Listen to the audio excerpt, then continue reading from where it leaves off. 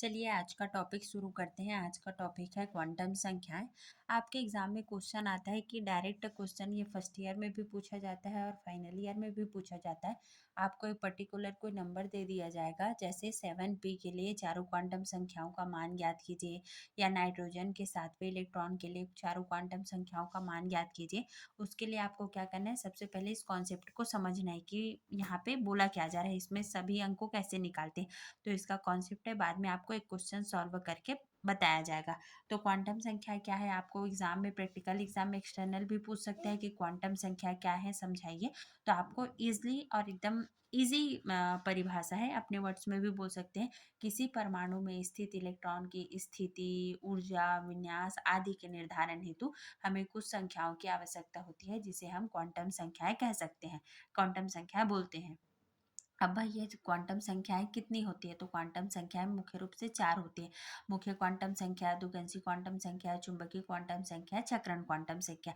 अब step by step समझते हैं। इसे आप अपनी कॉपी में नोट डाउन कर सकते हैं। इससे आपका जो भी नंबर में चारों क्वांटम संख्या पूछा जाएगा, आपसे इजिली बन जाएगा। अब देखो मुख्य क्वांटम संख्या क्या है, तो मुख्य क्वांटम संख्या इसे हम एन से दर्शाते हैं, स्मॉल एन से, और इसका मान 1 2 3 होता है। ठीक है। और ये क्या करता है, इलेक्ट्रॉन की स्थिति और ऊर्जा को दर्शाता है। अब देखो ये इलेक्ट्रॉन की स्थिति और ऊर्जा को कैसे दर्शाएगा। सपोज मान लो आपको बोला गया कि 1s के लिए, है ना, 1s के लिए मुख्य क्वांटम संख्या का मान क्या है, तो यहाँ से क्या होगा, n इज इक्वल टू 1 होगा। तो 1 है मतलब नाभिक के जस्ट पास वाले इसमें कक्षक में ही ये होगा। ठीक है। तो यहाँ से ये क्या होगा, जस्ट पास में है, नाभिक के पास में है, तो यहाँ से क्या होगा, इसका कक्षक का ये आकृति क्या होगा, कम होगा, और यहाँ से ये कम होगा, और इसकी ऊर्जा क्या होगी, यहाँ जो स्थित इलेक्ट्रॉन है इसकी ऊर्जा सबसे कम होगी। ठीक है। और जैसे जैसे जैसे ये दूर जाते जाता है, ऊर्जा बढ़ते जाती है और आकार भी बढ़ते जाता है। ठीक है। अब यहाँ से ये हो गया।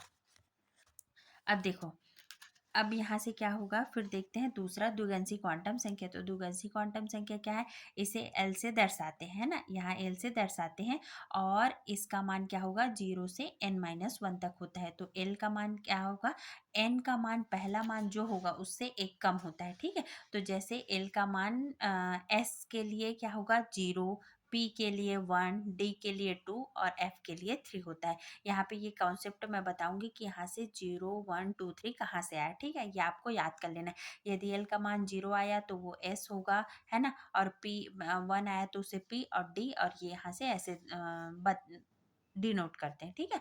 अब यह क्वांटम संख्या मुख्य कोश से संबद्ध उपकोषों की संख्या को दर्शाता है। ठीक है। अब तीसरा है चुंबकीय क्वांटम संख्या। तो इसे एम से दर्शाते हैं, और यह क्वांटम संख्या इलेक्ट्रॉन के चुंबकीय क्षेत्र में रखे जाने पर इलेक्ट्रॉन के उप ऊर्जा स्तरों में विभिन्न क्षेत्र के विन्यास को दर्शाता है। अब देखो यहाँ पे थोड़ा सा मैथ्स है, इजी है, टफ नहीं है ना। अब देखो यहाँ से एल के लिए एम के कुल कितने मान होंगे, तो एल किसी भी एल के लिए एम के 2l+1 होंगे। अब एल का क्या था, 0 n-1 था। ठीक है। एल के पहले एन का मान जो है वो एल के लिए क्या था, n-1 था, एक कम होगा, और एम का मान एल से क्या होगा, 2l+1 होगा। अब देखो जैसे यहाँ से क्या हुआ, एस के लिए एक एक वो है, एक डिब्बा बनाते हैं हमेशा, इसलिए ये 0 आया। ठीक है। अब पी के लिए क्या है, पी 3 उपकोष में बढ़ता है, और डी 5, और ये 7। अब इसको कैसे याद कर लोगे, ये 1 है ना, इसका एक डिब्बा बनता है, ऐसे डिब्बा करके याद कर लो अभी समझने के लिए।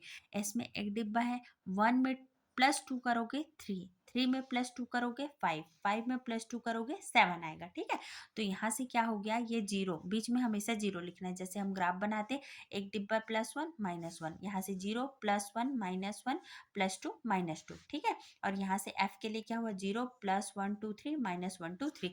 तो देखो जो ये यहाँ पे मान आया था ना, कि एस का मान 0 क्यों है, क्योंकि देखो यहाँ पे केवल एक डिब्बा है। पी का मान 1 क्यों आया था, क्योंकि ये वैल्यू +1 to -1 वेरी करता है। डी का मान क्या हुआ, +2 से -2 तक हुआ। और एफ का मान 3 क्यों है, क्योंकि ये -3 से +3 तक है। ठीक है। अब यहाँ तक हो गया। अब यहाँ से एल के लिए ये एल एम का मान कितना होता है 2l+1 होता है ना। तो यहाँ से एम के लिए 0, पी का मान यहाँ 3 होगा -1 0, और ये डी के लिए -1 -2 -1 0 +1 +2, और यहाँ से ऐसा। अब देखो मान लो एक एग्जांपल से आपको समझा ले, पी के लिए एम के कितने मान होंगे जब एल का मान 1 है ना। पी के लिए एम का मान क्या होगा, पी कोस के लिए तो एल का मान क्या है, यहाँ 1 है, पी के लिए एल का मान 1 होता है ना।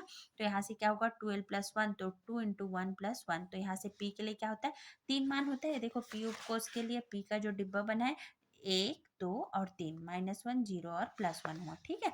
अब चक्रण क्वांटम संख्या ये इसे एस से दर्शाते हैं, इसके दो मान होते हैं, एक +12 और एक -12। तो +12 जो क्लॉकवाइज मूविंग इलेक्ट्रॉन है उसके लिए, जो घड़ी के कांटे के अनुसार घूम रहा है उसके लिए +12 लिखते हैं, और जो घड़ी के कांटे के विपरीत दिशा में उसके लिए -12। तो जैसे यहाँ पे कोई उपकोष में 2 इलेक्ट्रॉन है, तो ये इसके लिए क्लॉकवाइज के लिए हम क्या लिखेंगे +12, और ये विपरीत दिशा के लिए -12 लिखेंगे, ठीक है। अब यहाँ पे ना आपको एक क्वेश्चन को सॉल्व करके बताते हैं जिससे आपको इजिली समझ आएगा। वैसे एग्जाम में परिभाषा वरिभाषा नहीं पूछता, डायरेक्ट पूछा जाता है। जैसे यदि मुख्य क्वांटम संख्या का मान 3 है तो अन्य क्वांटम संख्या का मान, तो मुख्य क्वांटम संख्या का मान 3 है मतलब n बराबर 3 हो गया है ना। तो जब n बराबर 3 है तो द्विगंशी क्वांटम संख्या l का मान क्या होगा, n-1 होगा। तो 3 यहाँ से 3 ले लिए, 3 - 1 तो ये आया 2 है ना। तो 2 किसके लिए होता है, m का क्या होगा, अब यहाँ से 2l+1 कर देंगे तो 2 दूनी 4 और 1 5, 5 मान कैसे होगा, ये 5 डिब्बा डी में बनता है। तो यहाँ से 0 +1 +2 -1 -2 है ना। अब यहाँ से जैसे इसमें कितने इलेक्ट्रॉन आ सकते हैं, टोटल 10 इलेक्ट्रॉन आ सकते हैं, ठीक है। अब यहाँ से 10 इलेक्ट्रॉन जब आएंगे तो 10 इलेक्ट्रॉन के लिए यहाँ से ये मान होगा -12, और ऐसे करके आप इजिली एक्सप्लेन कर सकते हैं। और चक्रण क्वांटम संख्या का दो मान होगा +12 और -12।